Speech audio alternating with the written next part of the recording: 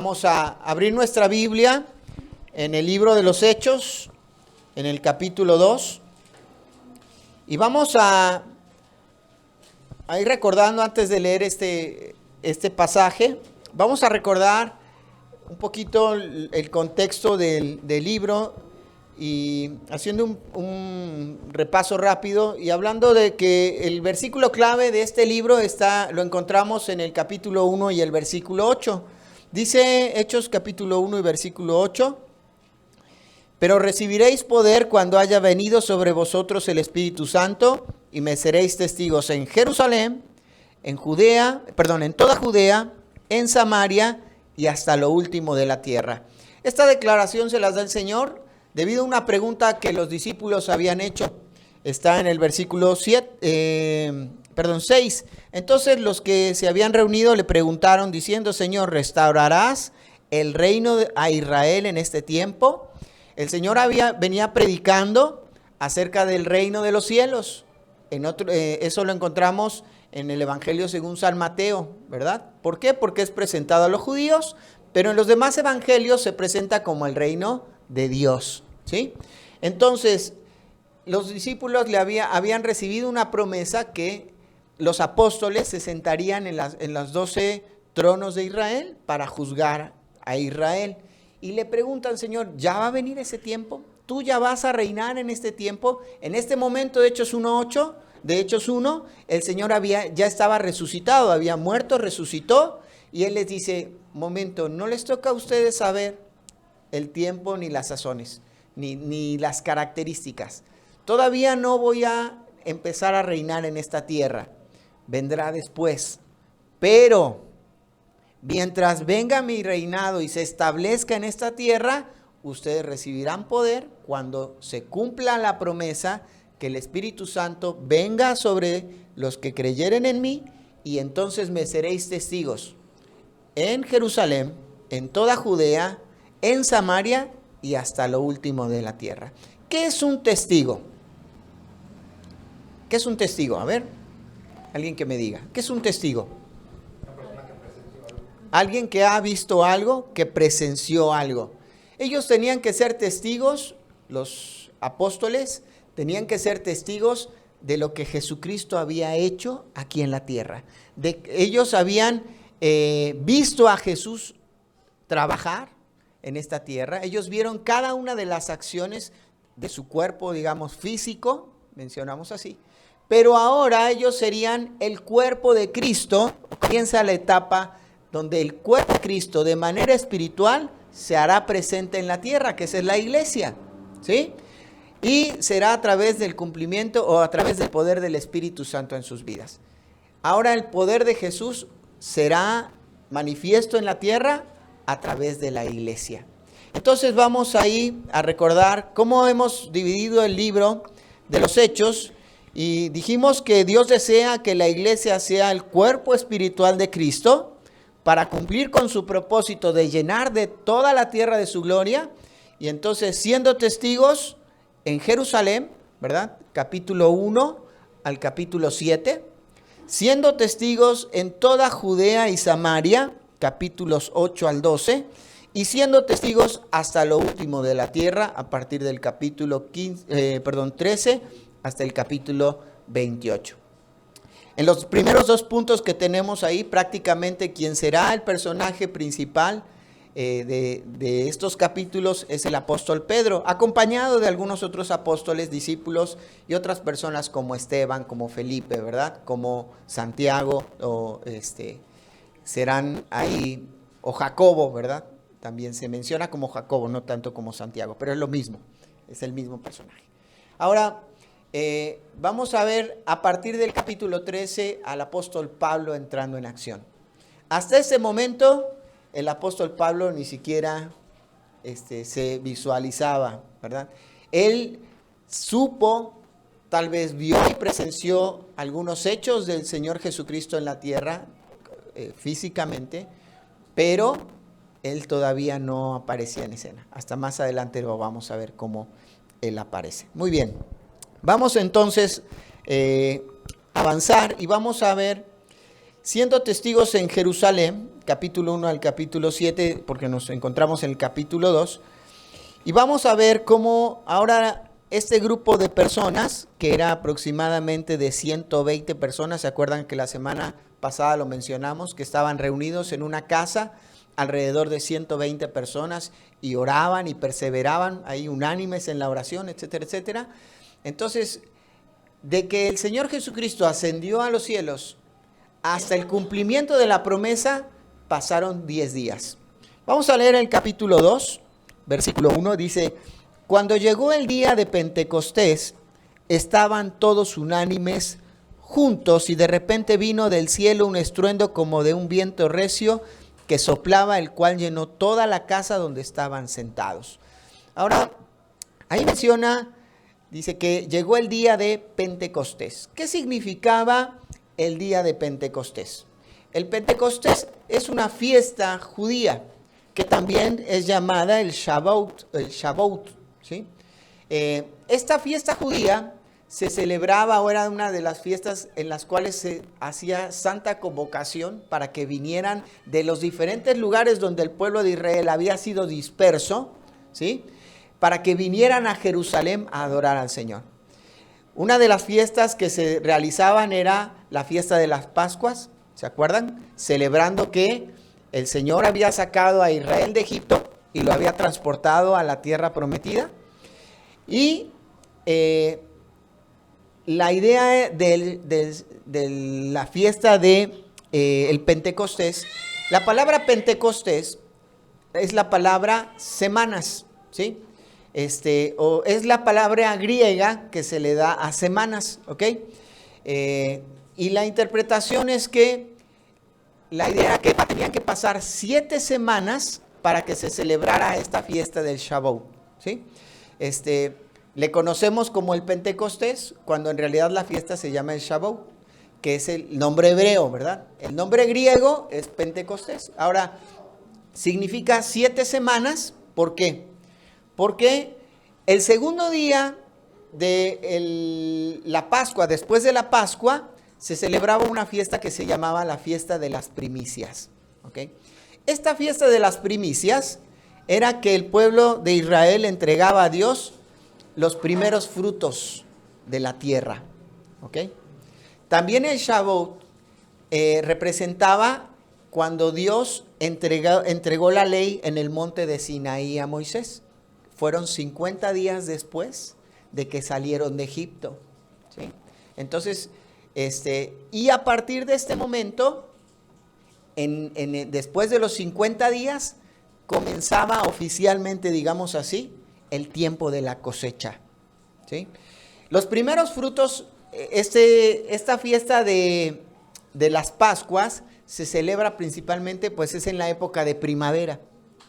Cuando comienza el mes de marzo, ¿verdad? Ven que a veces la Semana Santa o la Pascua se celebra en el mes de marzo, a veces en abril, va variando, ¿verdad? De acuerdo al calendario hebreo judío.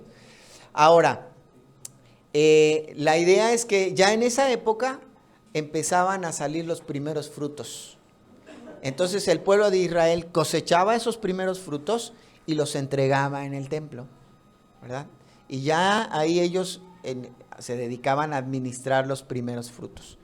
Pero 50 días después, oficialmente comenzaba la cosecha. Ahora, un punto muy interesante.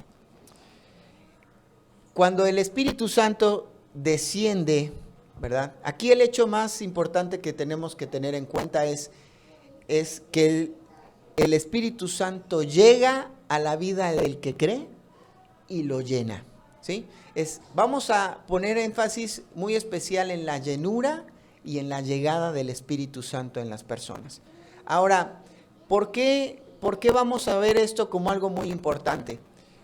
Fíjense bien, dijimos que el Shavuot representaba o recordaban la entrega de Dios de su palabra al pueblo de Israel, pero también representaba el inicio de la cosecha. Ahora el Señor está entregando su Espíritu porque viene el inicio de la cosecha. ¿Se acuerdan que el Señor Jesucristo dijo a sus discípulos, dice, mirad, los campos están listos para la siega, ¿sí? Dice, orad, ¿verdad?, para que el Señor envíe obreros a su mies, ¿sí? Ahora, a partir de este momento que el Espíritu Santo llega a la vida del creyente, llena al creyente, recibe el poder necesario para comenzar el trabajo de la cosecha. Nosotros no vamos a poder trabajar para el Señor si espiritualmente no estamos llenos del Señor. Ahora, ¿qué significa la llenura del Espíritu? Miren, yo tengo aquí un vaso, ¿sí? Este es un tema que a veces es un poquito controversial o no muy bien interpretado. ¿De qué creen que está lleno este vaso? De té, ¿verdad? ¿Ok? En realidad no está lleno de té, porque ya me lo tomé, no es cierto. No está lleno de té, ¿por qué? Porque tiene un saquito adentro. ¿Sí me explico? O sea, no todo lo que está acá tiene ahí un saquito, pero si yo decido sacar el saquito, ¿de qué queda lleno? De té. ¿Sí? Ahora sí, del agua con té. ¿Ok? ¿Cuándo es que nosotros somos llenos del Espíritu Santo? En el momento que recibimos a Cristo como nuestro Salvador personal, el Espíritu Santo llega a nuestra vida. Pero si yo comienzo mi vida, a mi vida, comenzar a meter pecado, a que el pecado cohabite conmigo, ¿estoy lleno del Espíritu Santo? No. Estoy compartiendo mi vida, mi vida con el pecado. El Espíritu Santo está cohabitando con el pecado. Entonces, ¿qué necesito hacer para quedar lleno? Sacar el pecado. Cuando yo saco el pecado de mi vida, quedo lleno del Espíritu Santo. Pero obviamente tengo que alimentarme de la palabra de Dios, ¿sí? Tengo que alimentarme de la Escritura para que la misma Escritura también saque el pecado de mi vida. ¿Me explico? Ahora, la llenura del Espíritu Santo no viene porque yo le diga, Señor, lléname, lléname, lléname, lléname. No, porque no va a poder llenarme si yo no saco el pecado. ¿Sí me explico? Entonces aquí llega un punto importante. Comenzamos el tiempo de la cosecha y el Espíritu Santo se manifiesta a través de una situación muy interesante. Dice el versículo 3. Versículo 2 y 3 está haciendo Lucas un resumen de lo que sucede todo lo demás. Y dice, y se les aparecieron lenguas repartidas como de fuego asentándose sobre cada uno de ellos. Ahora quiero que observen bien. En el versículo 2 dice que vino del cielo un estruendo, pero fíjense bien, dice ahí, ¿cómo? ¿Sí? De un viento recio. Ok, no está diciendo que vino un viento fuertísimo, no, dice que vino un estruendo, o sea, fue un ruido, ok, que cimbró el lugar y dice, fue como un viento recio. Ahora, aquellos que han estado cerca de un tornado, dicen que el ruido es como si se acercaran 100 trenes juntos. Y es devastador, ¿no?, lo que hace un tornado. Bueno, dice que el ruido fue algo muy estruendoso, algo que llamó la atención. Sobre 120 personas, y después dice, versículo 3, y se les aparecieron lenguas repartidas, otra vez vuelve a decir, ¿qué? Como de fuego. No es que llegó y descendió fuego. Hay algunas personas que cantan, Señor, manda fuego, manda tu fuego a mí. El fuego está relacionado al juicio. Y el juicio no es para los hijos, el juicio es para los que no creen.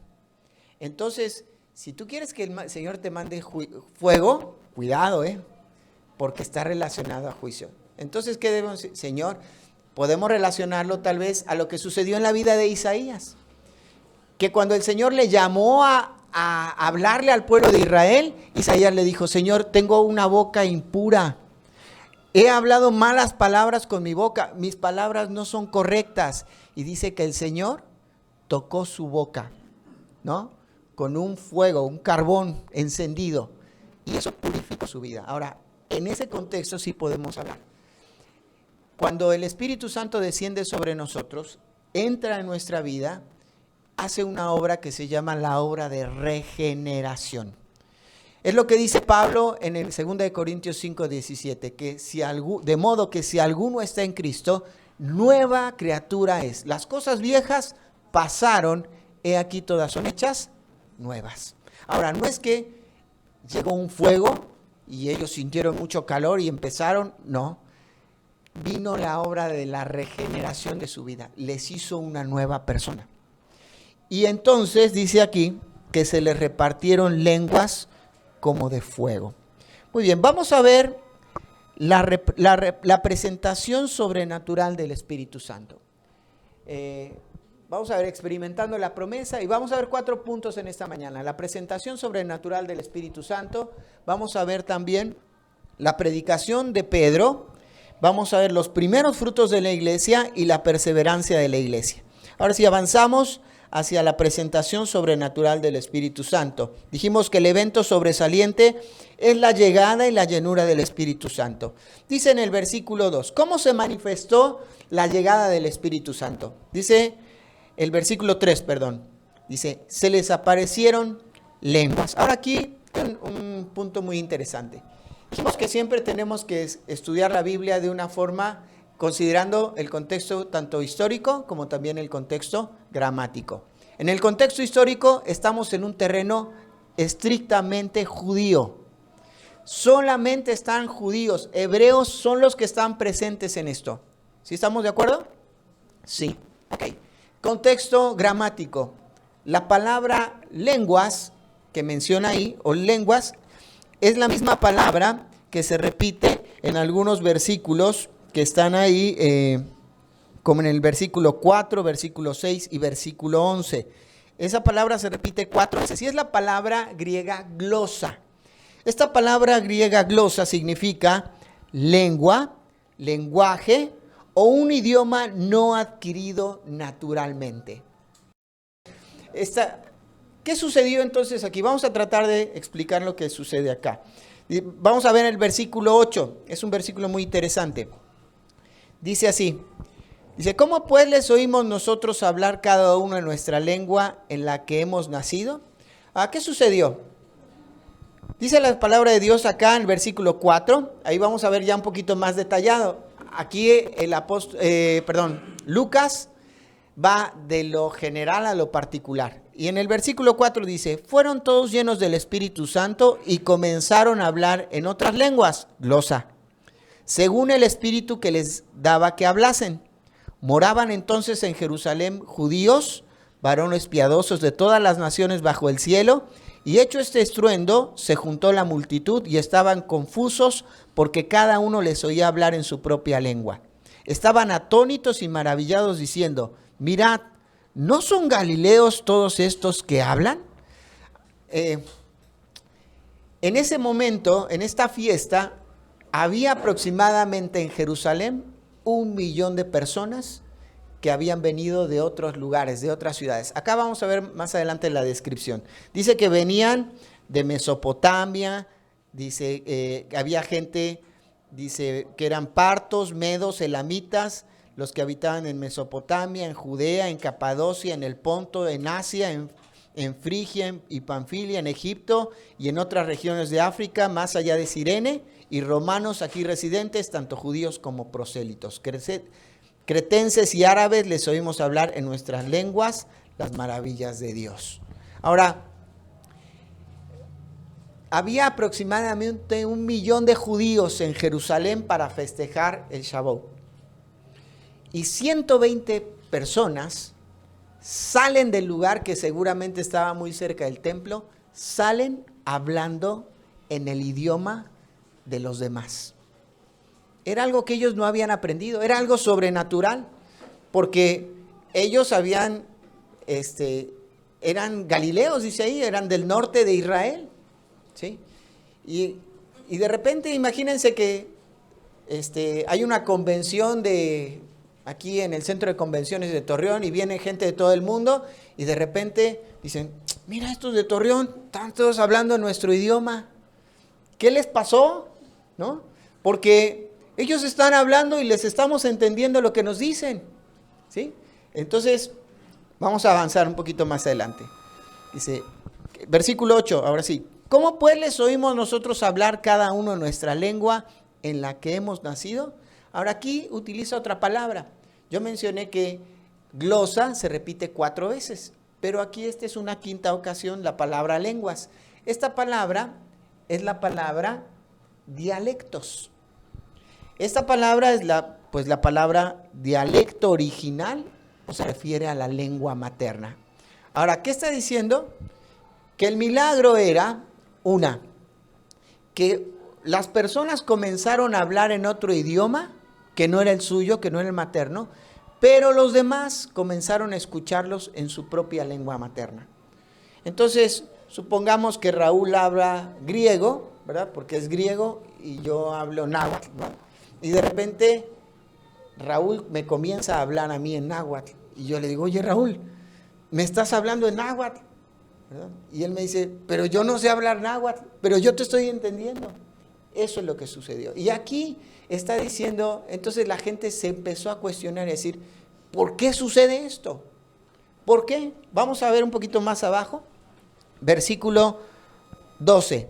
Dice, y estaban todos atónitos. La idea es que se quedaron con la boca abierta.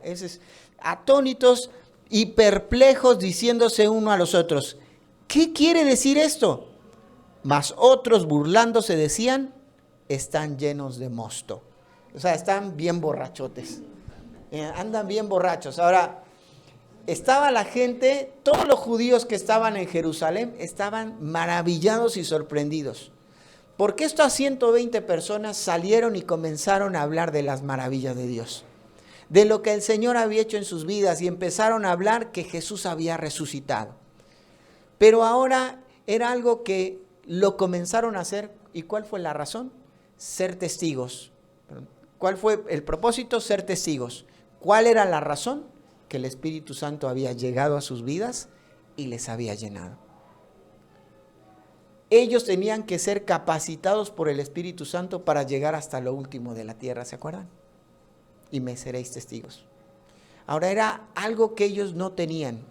Un don espiritual es algo que no está en tu vida, pero que después de recibir a Cristo como tu Salvador personal, comienza a desarrollarse en tu vida. Es una capacidad que tú no tenías, pero cuando recibes a Cristo viene una capacidad que tú ni siquiera te habías dado cuenta, porque no estaba en tu vida.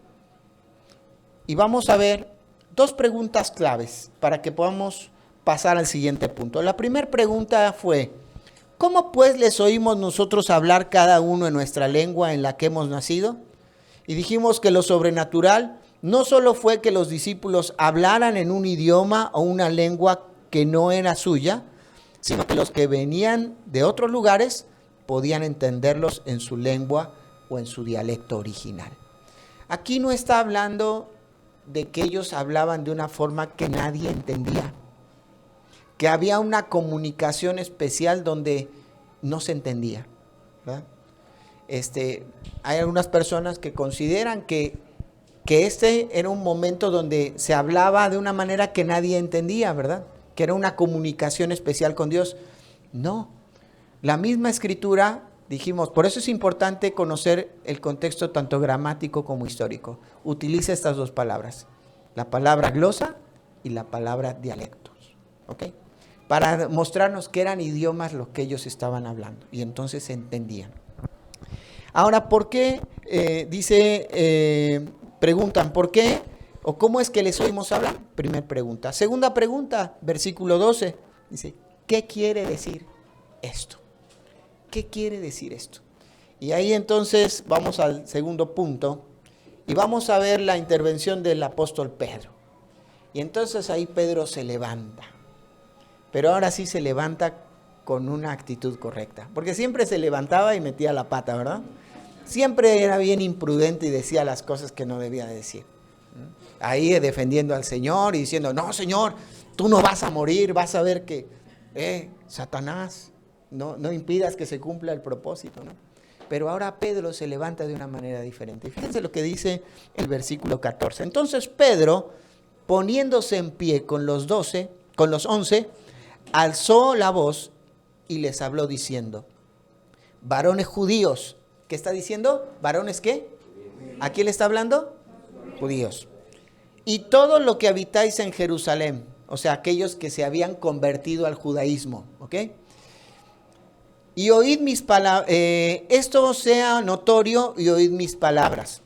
Porque estos no están ebrios, está respondiendo a la burla que ellos están diciendo. Ellos no están ebrios. Dice, como vosotros suponéis, puesto que es la hora tercera del día. A ver, ¿quién me puede decir cuál era la hora tercera del día? Las 9 de la mañana, muy bien. Dice, es imposible que ellos estén ebrios a las 9 de la mañana, porque terminó el día de descanso, ¿verdad? O el día de reposo, y no puede ser que ellos estén ebrios. Es muy temprano. Entonces, en primer lugar, el apóstol Pedro, ¿verdad? Ahí va a explicar lo acontecido. A través de su predicación, él explica lo acontecido, desde el versículo 14 hasta el versículo 21. Y les dice, señores, ellos no estaban ebrios, es muy temprano. Dijimos que se cuenta la hora tercera y decimos que son las 9 de la mañana, ¿sabemos por eso? Porque se comenzaban a contar las horas a partir de que salía el sol. Y dijimos que en primavera, ¿verdad? En Israel, el sol sale a las 6 de la mañana. Entonces, por eso contaban hora primera, hora segunda, hora tercera, las 9 de la mañana. Entonces dice, era muy temprano, no puede ser que estén borrachos. Ahora les voy a explicar cuál es la razón. Y dice, comienza en versículo 16, mas eso es lo dicho por el profeta Joel. En los postreros días, dice Dios, derramaré mi espíritu sobre toda carne, y vuestros hijos y vuestras hijas profetizarán, vuestros jóvenes verán visiones, y vuestros ancianos soñarán sueños. Y de cierto sobre mis siervos y sobre mis siervas en aquellos días derramaré mi espíritu y profetizarán. Y daré prodigios arriba en el cielo y señales abajo en la tierra, sangre y fuego y vapor y humo. El sol se convertirá en tinieblas y la luna en sangre, antes que venga el día del Señor grande y manifiesto. Y todo aquel que invocar el nombre del Señor será salvo. Ahora, aquí está haciendo referencia el apóstol Pedro al profeta Joel en el capítulo 2 y versículos a partir del 28 hasta el versículo 32. ¿Y qué está diciendo? Dice, ¿sabes qué? Así como el profeta Joel nos habló, que antes de que venga el día del Señor, ¿y cuál es el día del Señor? Su segunda venida. Antes de que el Señor Jesucristo venga nuevamente y pose sus pies sobre el monte de los olivos, se manifestará el Espíritu Santo. Se manifestará el Espíritu de Dios. Y entonces sucederán estas cosas. Ahora, les dice, ¿qué está tratando de hacer Pedro acá? Les está diciendo, así como será en ese momento, así se está manifestando hoy. Entonces, ese mismo Espíritu del cual les habló Joel, es este Espíritu que ha llegado a la vida de aquellos que han creído en Jesús. Es el mismo. Está haciendo como una comparación. ¿Sí me explico? No está diciendo que se está cumpliendo la profecía de Joel, porque muchas personas dicen, aquí se cumple la profecía de Joel. No, aquí inicia, ¿ok? Inicia a través de la llegada del Espíritu Santo a la vida del creyente. Pero se cumple cuando viene el tiempo de la gran tribulación. Y ahí es donde los israelitas, dice, los jóvenes hablarán, profetizarán, serán perseguidos, la luna se pondrá como sangre, dice ahí, y entonces dice que el Señor vendrá a establecer su juicio, ¿verdad? Aquí, y comenzará a partir de ese momento su reinado. Otra vez, ¿para quién? Para los judíos. Volvemos a repetir, estamos con los judíos acá. No se sabe de la iglesia todavía. Está hablando a judíos. Por eso usa la profecía a Joel. Ahora sí, vamos a avanzar. Dijimos, él les explica qué es la manifestación poderosa del Espíritu de Dios, como se manifestará antes del día del Señor. Él trata de hacer un comparativo. Ahora, el pueblo de Israel conocía cuando el Espíritu de Jehová se manifestaba en la vida de las personas. En el tiempo de los jueces, no sé si recuerdan en Jueces capítulo 3, dice que el Espíritu de Jehová vino sobre Otoniel y Otoniel dio la victoria al pueblo de Israel. Después dice la Escritura que sobre Sansón vino el Espíritu de Jehová y entonces él trajo, pero a raya a los filisteos. Y más adelante menciona de una manera específica, en el capítulo 14 de Jueces, dice que el Espíritu de Jehová vino sobre Sansón y entonces dice que él tomó la quijada de un burro y mató a 1000 personas, siendo ahí lleno del Espíritu de Jehová. El Espíritu del Señor lo hizo hacer cosas increíbles, impresionantes. También la palabra de Dios nos enseña que David fue un hombre que el Espíritu Santo vino sobre él y Dios hizo cosas maravillosas cuando él estaba tomado por el Espíritu de Dios. Ese mismo Espíritu que obró en Otoniel, que obró en Sansón, que obró en Saúl mismo, que obró en David, era el Espíritu que ahora llegaba a todas las personas que habían creído. Por lo menos esos 120 ahora, ¿verdad? Ok, entonces se explica eso. Y vamos a avanzar. En segundo lugar, versículo 22. Dice, varones israelitas, vuelve otra vez al tema. Dice, oíd estas palabras, Jesús Nazareno, varón aprobado por Dios entre vosotros con las maravillas, prodigios y señales que Dios hizo entre vosotros por medio de él, como vosotros mismos sabéis, entregado por el determinado consejo y anticipado conocimiento de Dios, prendisteis y matasteis por mano de inicuos, crucificándole. ¿Qué está haciendo acá Pedro? Ahora comienza a predicarles el evangelio. Comienza a decirles, señores, ustedes son culpables de la muerte de Cristo. O sea, ustedes son culpables de un asesinato.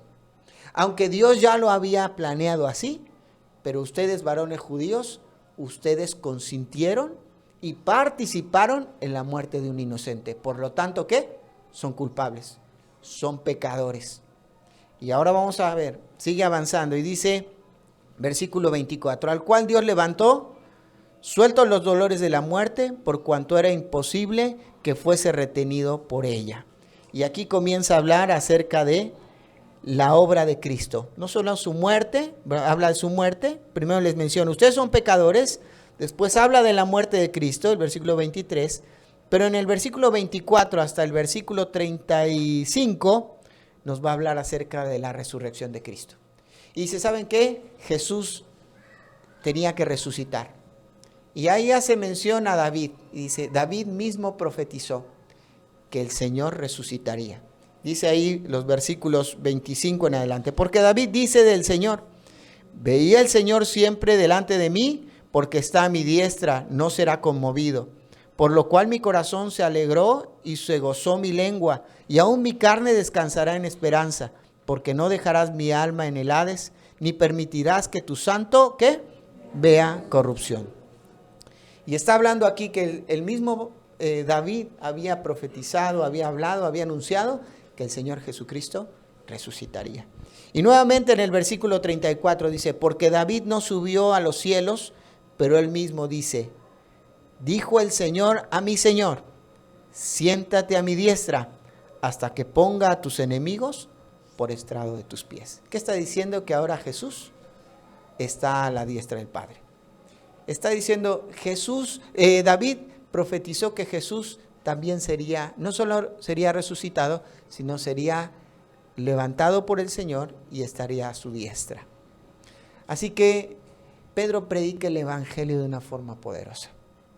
Pero no solamente Pedro les predica el evangelio, sino ahora vamos a ver, dice que se necesitaba el poder del Espíritu Santo para que el hombre que había negado a Jesús delante de los judíos, ahora pudiera predicarles. ¿Se acuerdan? Cómo en el patio del templo Pedro negó al Señor.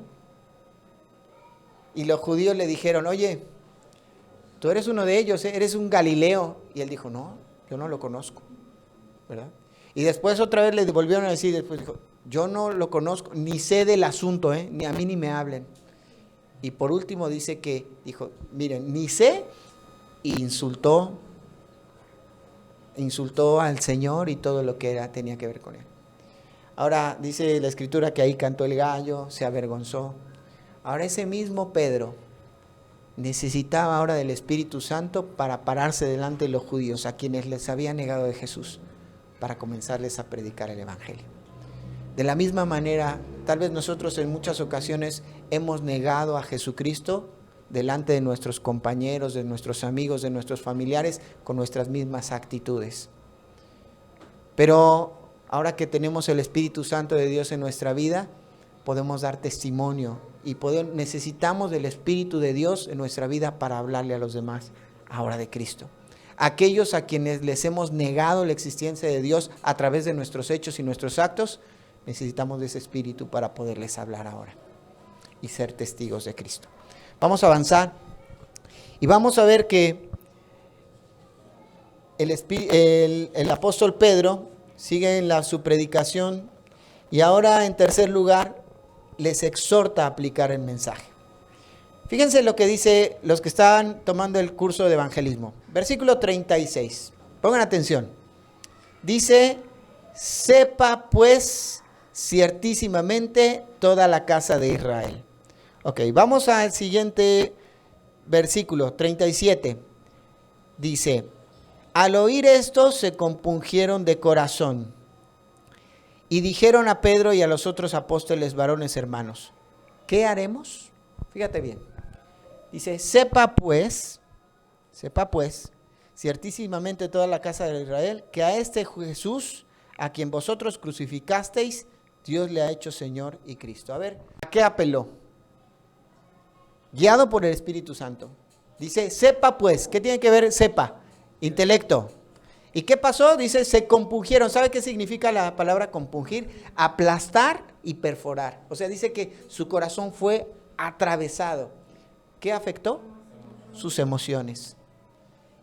¿Y en qué se manifestó? ¿Cuál fue la pregunta que dijo?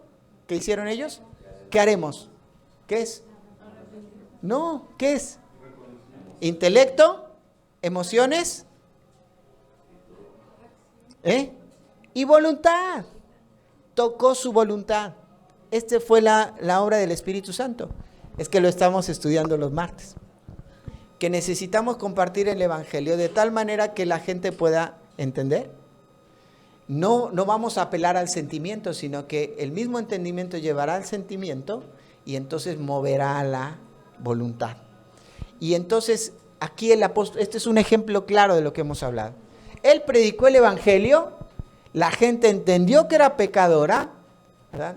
Entendió el juicio del Señor, pero dijimos que nosotros somos llamados a predicar y la obra del Espíritu Santo es convencer.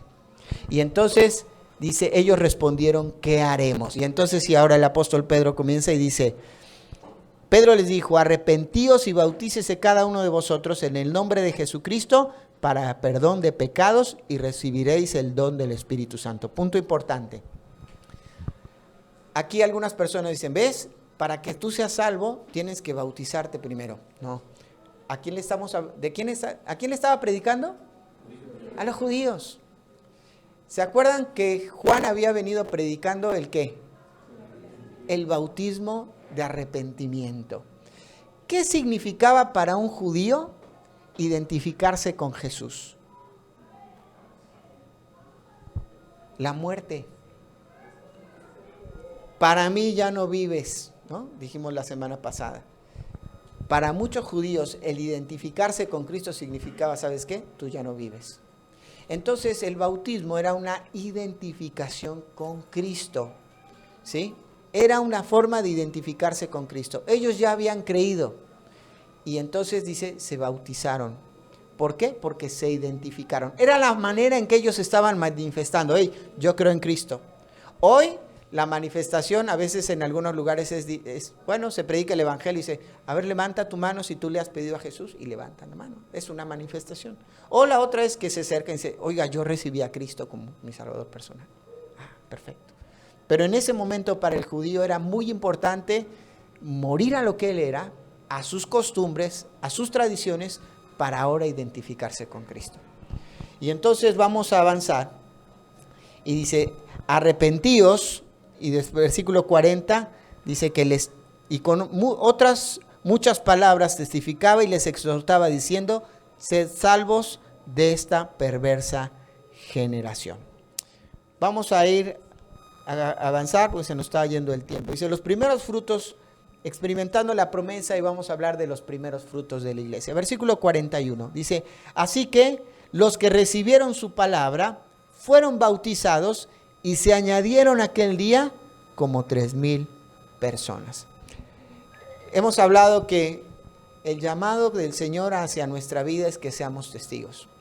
Dijimos que el Señor nos llamó a predicar, no a convencer. ¿Sí? Es obra del Espíritu Santo quien convence de pecado, de justicia y de juicio.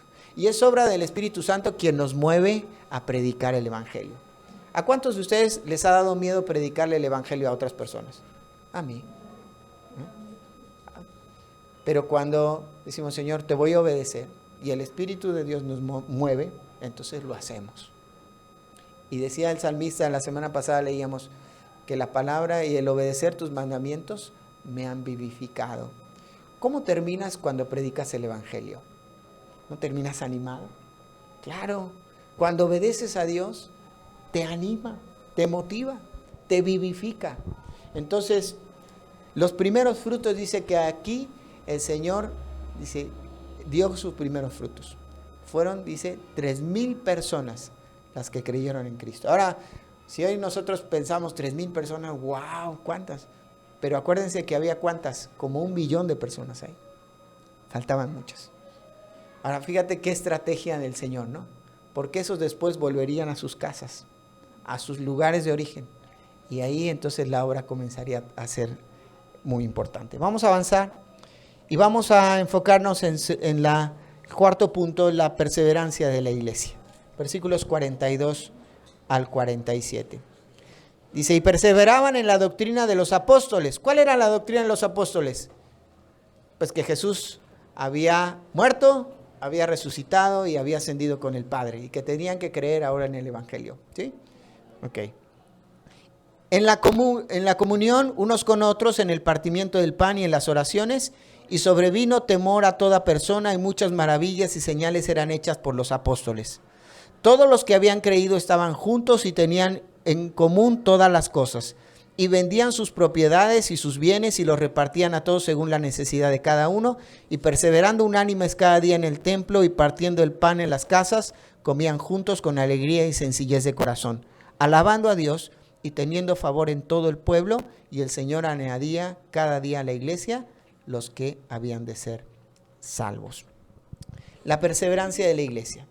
Vamos a ver que ellos perseveraban en la doctrina de los apóstoles, o sea, lo seguían hablando, lo comunicaban, perseveraban en la comunión unos con otros. Tal vez si alguno empezaba a dudar de ciertas cosas, decía, eso es cierto, nosotros lo vivimos, decían los apóstoles, nosotros vimos al Señor. Y por ahí Tomás, que dudó, dijo, no, yo incluso le metí el dedo en las heridas. Sí es cierto, Jesús vive. Es más, caminó con nosotros, estuvo con nosotros, ¿verdad? Él vive. Era la doctrina de los apóstoles, la comunión unos con otros. Ahora muchas personas, al tomar una decisión de identificarse con Cristo, perdían a su familia. Y comenzó a formarse la familia de fe de la iglesia. Dice, y tenían comunión unos con otros. La palabra comunión es común unión. Ahora tenían a Jesús como algo común en ellos. Tal vez todos eran distintos, pero Jesús les hacía tener esa comunión. Dice que ellos participaban en el partimiento del pan, recordando al Señor Jesucristo. Ellos lo practicaban cada día en ese tiempo, porque estaba muy reciente, ¿no?, lo que el Señor les había dicho. Y ellos lo estaban recordando diariamente. Ahora, pues, hoy lo recordamos, ¿verdad? Entonces es importante que lo hagamos juntos. En las oraciones, dice la Escritura, necesitamos orar el uno por el otro. ¿Se acuerdan? Hemos hablado de eso. Entonces necesitamos pasar tiempo en oración y orando los unos por los otros. En el temor de Dios, dice que sobrevino sobre ellos un gran temor, un respeto reverente hacia la persona de Dios, porque Dios es fiel y Dios cumple lo que promete. Y ahora ellos podían con ese temor someterse delante de Dios y decir, Señor, mi vida ya no es mía, ahora es tuya. Yo quiero ser testigo donde tú quieras enviarme. Y dice ahí, había unidad. Me gusta este concepto porque muchas personas dicen, bueno, ¿qué se volvieron comunistas los primeros creyentes? No. ¿Fue el nacimiento del comunismo? No. era una unidad. Me gusta porque el concepto de unidad es muy diferente a uniformidad, ¿sí? A veces podemos llegar a caer en el error de que como iglesia hagamos las cosas todos igual. No, no se puede. Todos somos diferentes. Eso es la uniformidad, que todos lo hagan de la misma manera. No, no se puede. Pero tiene que haber unidad, respetando las características de cada uno, pero siempre la unidad en el Señor. El apóstol Pablo después dijo, una fe, un mismo Señor, una fe, un bautismo, ¿sí? Unidad, juntos, ¿verdad? Tenemos algo en común, vamos a trabajar juntos. Había una unidad de parte de la iglesia. Y por último, dice ahí, había un apoyo y un servicio. ¿Por qué? Porque había muchas personas que venían de otros lugares.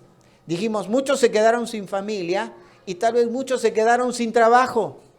Porque dijeron, ahora se convirtió y ya es cristiano, ¿verdad? Ahora ya anda con estos hombres, con los apóstoles, con los galileos. Ya anda con ellos. ¿Sabes qué? Ya conmigo no trabajas. ¿Sabes qué? Aquí ya no vives. Vámonos. Y entonces ellos comenzaron a hospedar personas. Y de alguna manera tenían que tener bienes. De alguna manera tenían que comer, conseguir los bienes. ¿Qué empezaron a hacer? Comenzaron a vender sus cosas y a compartir los unos con los otros. Ahora, no estoy diciendo que ahora de aquí tenemos que salir todos, vender nuestras cosas y venir todos juntos. Y aquí vivimos todos juntos. No, no, así no es. No, hoy es distinto, ¿eh? Pero sí podemos apoyarnos en el servicio unos a otros, ¿verdad? En algún momento yo tendré la posibilidad de apoyar a alguien, lo voy a hacer. Veo la necesidad, la suplo. Tal vez por ahí en algún momento alguien tendrá una necesidad de un trabajo y alguien de aquí le puede dar trabajo a esa persona. O tal vez alguien tiene una necesidad en su casa y yo puedo ir y servirle también. Y creo que hemos visto, ¿no? Ayer las mujeres experimentaron ese servicio ahí con Eli, ¿no? Ese apoyo a través de algunos pañales, a través de festejarle al niño, etcétera, etcétera. Ahora, no es el hecho de los pañales, es el hecho del apoyo, de estar con ella, de decirle, aquí estamos contigo, te vamos a animar, te vamos a apoyar. Somos uno en Cristo, un cuerpo. Vamos a avanzar.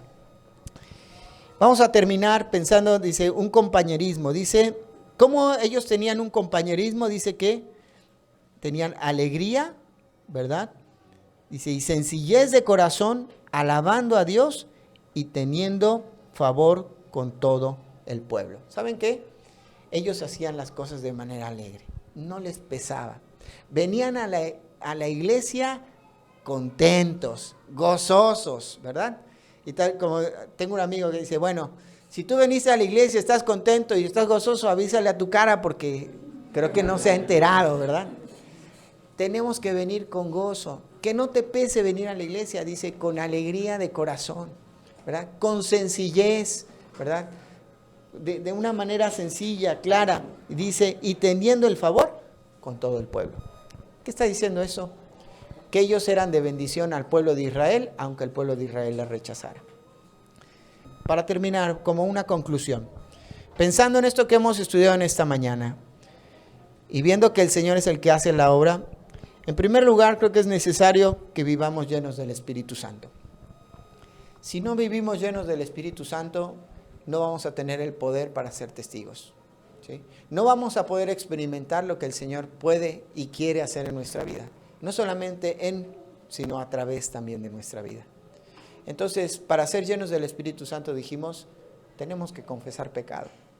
No tenemos que ponernos a gritar, Señor, lléname. No, solamente dile, te confieso mi pecado. Aquí está. Siembra lo espiritual, la palabra de Dios, métela a tu vida. Es el alimento espiritual.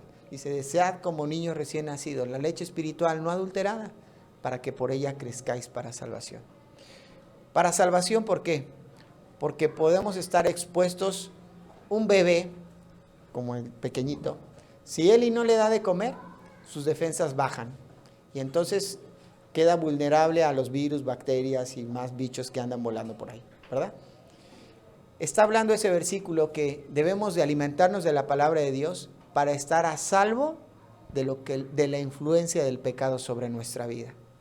No está hablando de salvación de la vida eterna. No está diciendo, ¿ves? Dice la Biblia que si leo la Biblia, entonces soy salvo. No. Está hablando que ya que eres salvo, Ahora tienes que alimentarte de la palabra de Dios para que estés fuerte. Y los embates del pecado y del diablo no hagan un efecto sobre tu vida. Así que aliméntate de la palabra de Dios, ya sea a través de los estudios aquí, o puedes abrir un estudio bíblico en tu casa, etcétera. Pero aliméntate de la palabra de Dios. Vivamos llenos del Espíritu Santo. En segundo lugar, prediquemos el Evangelio. Recuerden que el Señor nos llamó a predicar, no a convertir. El fruto es del Señor. Y por último, perseveremos unánimes creciendo con la iglesia. Si no conoces a alguien de acá, acércate, salúdale, dile, me llamo tal, soy tal. Juntos animémonos, crezcamos, apoyémonos, ¿verdad? Creciendo y perseverando en lo que ya mencionamos antes.